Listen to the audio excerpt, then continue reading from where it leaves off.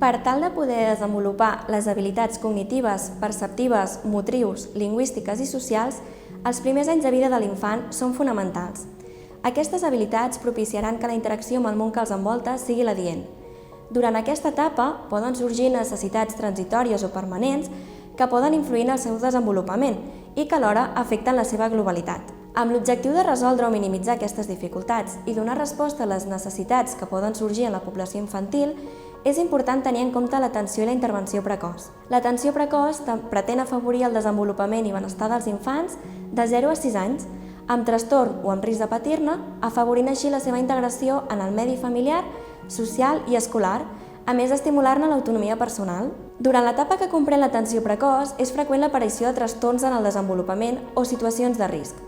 Per aquest motiu, és fonamental que tan aviat com sigui possible es pugui aplicar un programa d'estimulació i, per tant, portar a terme actuacions preventives o bé de diagnòstic i d'intervenció. Dins de les dificultats que poden sorgir, podem trobar-nos sovint amb retard en l'adquisició del llenguatge i de la parla.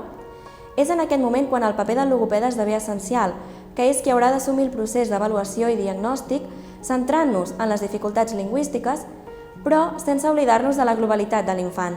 El procés d'avaluació i diagnòstic és la part principal d'una correcta intervenció, ja que ens permetrà aconseguir tota la informació necessària per plantejar un tractament adient basant-nos en les característiques i les necessitats de l'infant, així com de l'entorn en què es desenvolupa. Posteriorment, s'haurà de plantejar la intervenció centrada en les àrees que es vegin més afectades i alhora donar estratègies i pautes a la família i a l'escola, és a dir, a l'entorn més proper de l'infant. Així doncs, es treballarà en la comunicació, el llenguatge i la parla, seguint un programa individual i global que tingui en compte les necessitats, les capacitats i l'entorn familiar i escolar de l'infant. A la intervenció logopèdica en atenció precoç s'haurà de treballar la forma, el contingut i l'ús del llenguatge. Això permetrà que la prioritat durant tot el procés terapèutic sigui desenvolupar competències funcionals i la comunicació oral sempre que sigui possible.